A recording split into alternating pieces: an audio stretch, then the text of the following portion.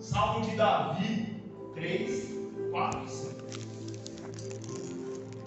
Olha o que Davi diz lá nos Salmos, igreja. Depois eu quero narrar a história para vocês rapidinho. 20 minutos, vocês me dão 20 minutos aí, 20 minutos. A palavra 20 minutos. Não entrarei na minha tenda, na minha casa, nem me deitarei no meu leito, na minha cama. Não permitirei que os meus olhos peguem no sono, nem que as minhas pálpebras descansem, nem que eu feche os olhos, enquanto não encontrar um lugar para o Senhor, uma habitação para o poderoso de Jacó. A minha versão diz: não voltarei para minha casa, não me deitarei na minha cama, eu não vou dormir, eu não vou fechar os olhos, nem vou cochilar, enquanto eu não encontrar um lugar para colocar a presença do Senhor na minha casa. E eu vou construir uma habitação para o poderoso de Israel. Deixa só eu dar uma pincelada. Davi, igreja, ele já contei essa história de Davi. Ele vai se assentar no trono, e antes dele se assentar no trono, o que ele faz? Antes de eu tomar o reinado, eu preciso da arca que está aqui. A arca na época é o que carregava a presença de Deus. A arca na época, quem possuía a arca, possuía a glória de Deus. E Davi, nessa hora, ele vai buscar a arca, e a Bíblia diz que quando ele vem conduzindo a arca, ele não consulta as escrituras. Davi coloca a arca em cima do que, igreja? Carros de boi. E a Bíblia nos diz que nessa condução de Davi, carregando a arca em carro de boi, um boi tropeça, a arca vai cair, um homem chamado Uzá vai colocar a mão na arca e ele morre. Vai pegando esses detalhes. A história aqui nos Salmos é linda, porque Davi está com boa intenção. Davi está no coração dele, Rodrigo: eu vou levar a arca de Deus para dentro da minha casa. Eu vou levar a presença de Deus para dentro da minha casa. Só que quando ele vai fazer isso, ele pega um atalho. Ele quer fazer diferente do que aquilo que as escrituras pedem. Ele acha conveniente, ao invés de preparar homens, sacerdotes, como a Bíblia dizia, ele coloca em cima de carros de boi e vai transportar. É mais fácil tocar o cavalo, o boi, vamos, do que carregar pessoas, carregar. Isso que é interessante para nós dessa história. E ali, a Bíblia diz que um homem toca na arca, morre. Por o fato desse homem morrer, Davi desiste de levar agora a arca para a cidade, a arca para a casa dele. Patrícia, tem gente lá, Patrícia. E aí, presta atenção comigo aqui agora, olha para mim. Quando o pessoal vê que morreu Uzá, Davi na hora fala assim: eu não vou levar mais a arca para minha casa, eu vou embora. E um homem chamado Abinadab, ele pega essa arca, presta atenção, igreja, aqui, vocês não perderem, igreja, rapidinho. Um homem chamado Abinadab, ele pega essa arca e traz para a casa dele. Tempos depois, Davi fica sabendo, na casa de Abinadab está prosperando, na casa de Abinadab está dando tudo certo. E o que Davi faz agora, igreja? Peraí, se está dando tudo certo na casa de Abinadab, eu vou buscar a arca de volta. A Bíblia diz que agora Davi consulta as escrituras e ele sabe que agora não se deve carregar a arca mais em carros de boi, mas homens preparados, pastor, sacerdote, homens consagrados.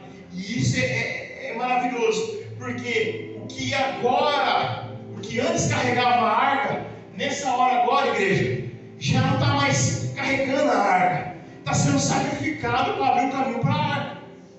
O atalho que Davi quis pegar para poder levar a presença de Deus para a casa dele, está sendo sacrificado para poder a presença de Deus chegar na casa dele. Como estão entendendo? Digo amém?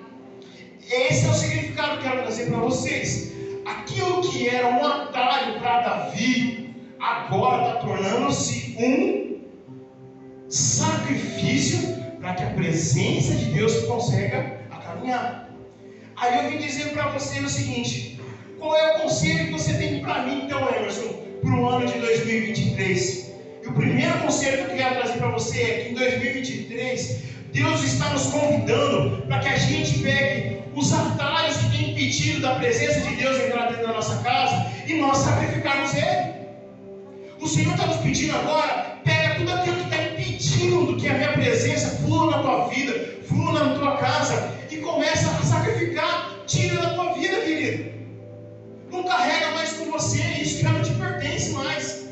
gente viver um 2023 com a presença de Deus, nós vamos ter que abrir mão de alguma coisa. E aí eu pergunto para você nessa noite, qual que são os atalhos que têm impedido da presença de Deus fluir dentro da tua casa? Qual que tem sido aquilo que nós temos feito que está impedindo o agir de Deus na nossa vida? Porque para muitos, talvez 2022 foi um ano abençoadíssimo, mas talvez você está aqui nessa noite falando assim, poxa, mas eu não consegui nada esse ano. Eu não vejo a hora que esse ano termina para ver se começa um outro. Por quê? Porque muitas vezes a gente pegou atalhos, muitas vezes na força do nosso braço, a gente tentando fazer do nosso jeito e a gente não consegue realmente viver baseado naquilo que a Escritura tem nos pedido. E as Escrituras nos falam hoje, para a gente poder ter um ano de 2023 abençoado, abra mão dos atalhos. Abra mão daquilo que está impedindo que você carregue a presença de Deus. Davi faz isso, igreja. Davi pega os atalhos. Os bois era mais fácil, mas Deus não queria algo mais fácil. Deus queria um sacrifício para Davi. E eu não sei você, se você imagina igual eu, mas imagina se tivesse um drone naquela época, né, pastor? Porque a Bíblia diz que quando eles davam 6 passos, um boi era sacrificado. E você imagina que até chegar na casa de Davi, a distância era longa. E se tivesse um drone, o que seria? Um risco de sangue. Você está entendendo? Ainda não, né? O que estava acontecendo aqui nessa história, esse risco de sangue, essa marca de sangue, era o risco de sangue de Jesus carregando a minha cruz, a sua cruz.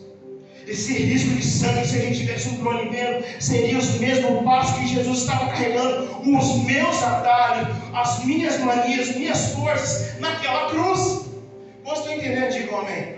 Então diga assim comigo, que 2023 eu vou abrir mão daquilo que impede da presença de Deus fluir na minha casa. Amém? E interessante que algo mais natural naquela época, Rodrigo, era sacrificar boi, carneiro, novilho para agradar a Deus. E Davi faz o contrário. Ele não usa aquilo que é para sacrificar, mas ele usa aquilo para poder levar a presença de Deus. Se nós em 2023 não nos sacrificarmos os atalhos, será impossível da gente vivenciar as promessas de Deus na nossa vida, irmão. Amém? Está difícil? Está pesado? Não. Não, né? Tá não. Eu pergunto a você, quais são os atalhos que estão impedindo da presença de Deus fluir na tua casa? Eu pergunto para você, o que está tomando o lugar de Deus na sua vida? Que impede você de viver algo novo? Que impede talvez a gente viver um ano novo? Quais são os atalhos que precisamos abrir na mão, igreja? Aleluia. Quer o segundo conselho? Não quer mais um conselho? Só mais um conselho. O primeiro é, sacrifique os seus atalhos. O segundo é, diga assim comigo, autorresponsabilidade. Quem sabe o que é autorresponsabilidade? Eu fui no Google. Eu não venho aqui com vazio, igreja. Interessante que falar de autorresponsabilidade, querido, autorresponsabilidade não é colocar eu e você para resolver os nossos problemas. Parece que a palavra autorresponsabilidade é assim, eu preciso resolver o meu problema. Mas a palavra autorresponsabilidade não coloca a gente no centro para resolver o problema da nossa casa. Não é autoajuda. Fala assim comigo, é ajuda do alto. Entenderam o que é autorresponsabilidade? Autorresponsabilidade não é eu ser o centro, é Cristo ser o centro. Autorresponsabilidade é eu saber que eu preciso educar, dar o melhor para minha filha. Mas a autorresponsabilidade é eu saber que se o Deus nunca entrar, não permanecer na minha casa, em vão vigia o sentinela. Autorresponsabilidade, o que é autorresponsabilidade? É eu dizer, Deus, eu não vou dar um passo se o Senhor não tiver na direção da minha vida. Autorresponsabilidade é eu falar assim, Deus, eu não vou entrar nessa porta se não foi o Senhor que abriu. Autorresponsabilidade é eu tirar a responsabilidade de mim e levar a responsabilidade para Ele. Não esquecendo que eu e você temos a nossa responsabilidade, amém? O que é autorresponsabilidade, Emerson? Autorresponsabilidade é eu saber que eu preciso manter o sustento da minha casa, trabalhar, fazer os meus afazeres, mas que eu também preciso estar convicto que em Filipenses 4,16 diz que o Senhor vai suprir todas as minhas necessidades. É saber que na autorresponsabilidade eu tenho a minha parte baseada naquilo que Cristo pode fazer por mim. Você vai entender? Diga amém. Então eu vou falar assim, 2023, eu vou ter autorresponsabilidade. Quer um conselho, ou mais um conselho para a tua vida? Só mais um, só para acabar. Pode ser só mais um só? Fique com a parte mais fácil da sua história. Fique com aquilo que é mais fácil para você fazer, querido. Fique mais fácil fazer. O que é mais fácil? Você pegar um cajado, chegar na frente do mar, tocar na água, ou você fazer o mar abrir? O que é mais fácil? O que é mais fácil? A gente andar sobre as muralhas 7 vezes, parar, gritar, começar a cantar, ou derrubar as muralhas? O que é mais fácil?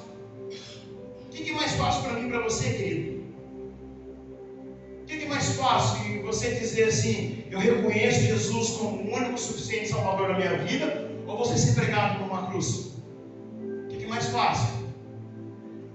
Percebe que o mais fácil fica para nós decidirmos, e o mais difícil fica para Deus fazer. Só que no meio da nossa caminhada a gente inverte a situação. A gente quer fazer o mais difícil, e o mais fácil nós queremos deixar para Deus. O mais fácil a gente deixar para Deus é falar assim, ai Deus, o que é que eu faço? E no outro dia a gente ir fazer besteira. O mais difícil é você falar, não, eu preciso trabalhar, eu preciso me matar. E aí chega no final do mês, se não consegue dar conta das coisas, você fala assim, Deus, e aí o que eu faço? Aí ele fala, mas você já tentou fazer.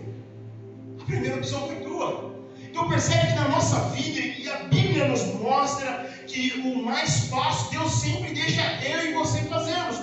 O impossível é Ele que faz. E a gente tem hora que a gente quer fazer o impossível na nossa vida. E falar, Deus, o mais fácil deixa para o Senhor fazer. Em 2023, Deus manda dizer para mim e para você, faça o mais fácil, deixa eu fazer o impossível na sua vida, amém? Só mais um, só, eu não vou aguentar, vou ter que falar mais um. Quem quer ouvir mais um conselho? Só ouve. Qual o último conselho que você quer? Fala para a pessoa que está do teu lado, que ela está muito quietinha, fala assim, cuida da tua vida. Ninguém falou. Sabe por que ninguém falou? Porque a gente usou uma forma, se fosse até minha, falar o quê? Nossa, que grosso! Mas esse cuida da sua vida é você cuidar da sua vida, querido. Cuida da sua vida, cuida do seu viver, cuida do teu coração, cuida do seu dia a dia, cuida daquilo que você tem para Deus, querido. Por quê? Eu preciso cuidar da minha vida. Preciso cuidar da minha vida por quê? Só eu vou ser o melhor pai para minha filha. Você entende igual, amém? Por que você tem que cuidar da sua vida? Porque só você vai ser a melhor filha dos seus pais. Só vocês serão os melhores filhos dos seus pais. Você entende igual, amém? Cuida do nosso coração, cuida do nosso viver. Só eu e você que vão dar conta dos nossos filhos, igreja. É só eu e você. Por que eu tenho que cuidar da minha vida, Emerson? Porque ninguém pode fazer por você o que só você pode fazer. Amém. E eu preciso falar mais um. Fica de pé só para me terminar. Aí eu vou passar para o pastor vai orar, depois vai chamar as meninas para louvar.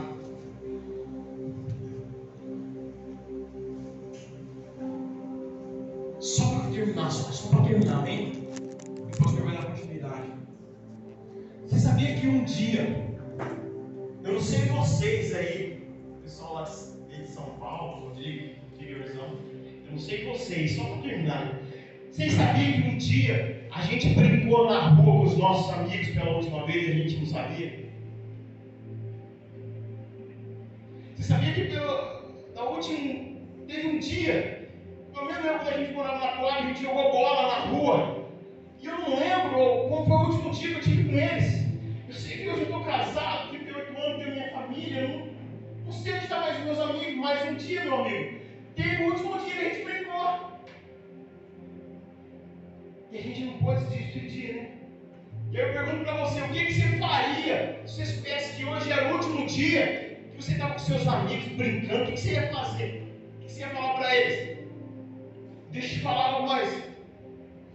Você sabia que teve um dia que você conversou pela última vez com o seu pai? Teve um dia que você conversou pela última vez com a sua mãe? Teve um dia que você talvez conversou pela última vez com um amigo e Deus recolheu esse amigo? E aí eu pergunto para vocês, o que vocês fariam se você soubesse aquele último dia? O que a gente ia fazer se eu soubesse que naquele último dia eu estava conversando com a minha mãe? Se eu soubesse que naquele último dia, meu irmão Vestido, que eu estava conversando com o meu pai? Se eu soubesse que alguns amigos meus que morreram, teve também, meu irmão, familiares que morreram, o que a gente faria, igreja, se a gente soubesse que naquele último dia, aquele dia seria o último que você conversaria com a pessoa, e no outro dia ele ia morrer? O que você faria? O que você ia fazer? Eu ia abraçar, beijar, eu ia largar. E a gente está hoje, 31 de dezembro. E você sabe que hoje é o último dia do ano de 2022. E aí eu pergunto para você, que tal a gente pedir perdão hoje? Isso é um conselho. Que tal a gente abençoar aquela pessoa quando a gente fez tanto mal? Que tal você abrir mão de algumas coisas aí que talvez vai ser difícil você caminhar com ela? Que tal a gente buscar a Deus hoje? Não deixar para amanhã? Que tal a gente dizer hoje sim para Jesus e não deixar para amanhã? Que tal a gente falar, Deus, toma conta da minha casa hoje e não deixar para amanhã? Porque talvez o amanhã é o único dia que a gente não tem ainda, querido. O ontem já foi. Amanhã nem sabe se vai ter. Você fala para a pessoa que está ao teu lado assim, fala assim, decida hoje na sua vida. Qual o conselho que você vai fazer para Deus? Amém? Deixe seus olhos aí no teu lugar. Pega aí, cara, para nós. Amém. Amém. Pai, nós te damos